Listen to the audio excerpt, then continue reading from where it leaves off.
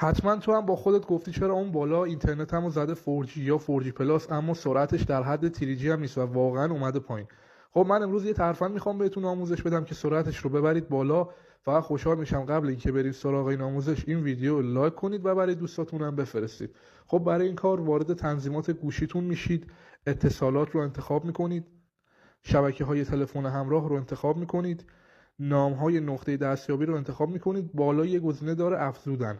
خب من برای همراه اول رو اینجا میگم ایرانسل و رایتر هم توی کپشن براتون قرار میدم. برای همراه اول مینویسید CMCOM خط فاصله اینترنت